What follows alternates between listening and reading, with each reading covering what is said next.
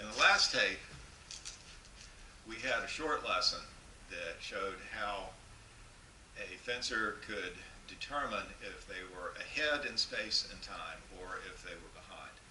If the attacker launches the attack and with an advanced lunge and gets the back foot on the ground before the defender's front foot reaches the ground, the attacker has the advantage and should continue. If, on the other hand, the attacker's back foot lands after the front foot of the defender, and the defender is therefore ready and in good defensive position, the attacker should simply stop the attack. You have lost the advantage, and you don't attack if you don't have advantage. All right. Today we're going to use that concept of attacking when you have advantage and being able to recognize it into a new style of attack.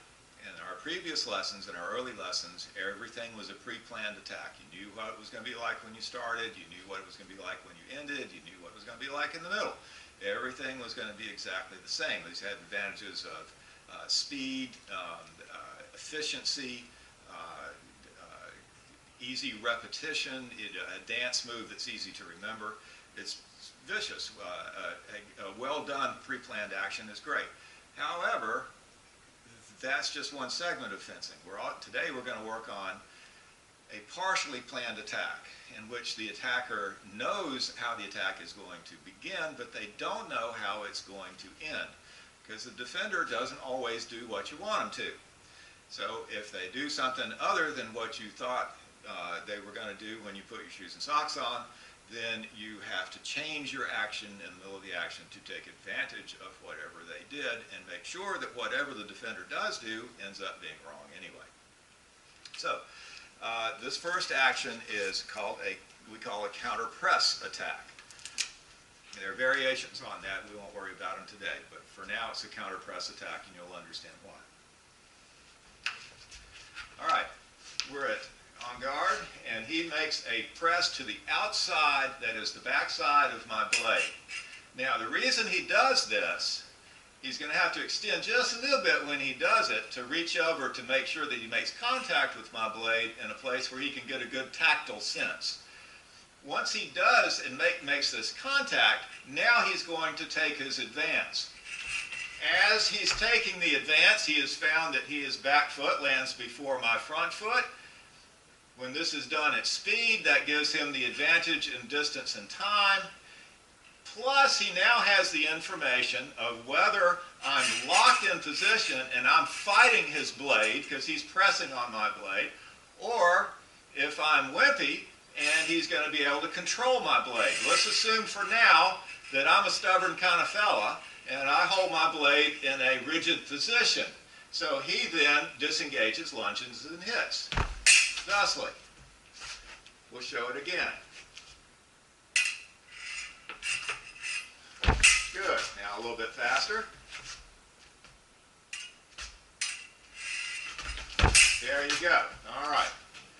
That's how you can see that the footwork gives him the advantage all the way through. Now, if I'm surprised by this, or if I'm thinking, what's going on here, but I don't resist for whatever reason, he grabs mechanical advantage on my blade, and he drives to the target through my blade. The idea is he's going to think about putting his guard on my blade and driving to the target, and it will look like this. You see how he warped my blade over to the side and drove it to the target. He did that by keeping his hand outside the line of attack, so he was actually attacking more to these masks than he was to my body. As far as his arm was concerned, that kept mechanical advantage on the blade. Again. Good. All right. So, if I'm strong and I fight him, he goes around and hits me. If I'm weak, if he gains the initial attack, and he just drives through and powers through the attack. So he either uses power against my weakness, or he uses subtlety against my strength. Either way, I lose. One other action. You've noticed that he makes contact with my blade and starts his forward action excuse me, makes contact with his blade on my blade before he starts his forward action. There's a reason for that, and that is that there's yet another possibility. I might decide, oh, I've seen him do this, or whatever reason, I'm going to attack into it, because after all, he is reaching for my blade, which is a preparation, it's not an attack. So, number 4, he reaches for the blade, and he sets me up for a perfect parry riposte. Easily done. And he got away with that because he kept his foot at home. If he had moved his foot forward and tried to do the 4, he would have done that after, he would have parried with his chest instead of with his blade, which would not be good for him. We'll demonstrate that now. He will reach forward for the grab and with the front foot at the same time, and he gets hit because he's attacking blade, I'm attacking target, I have priority.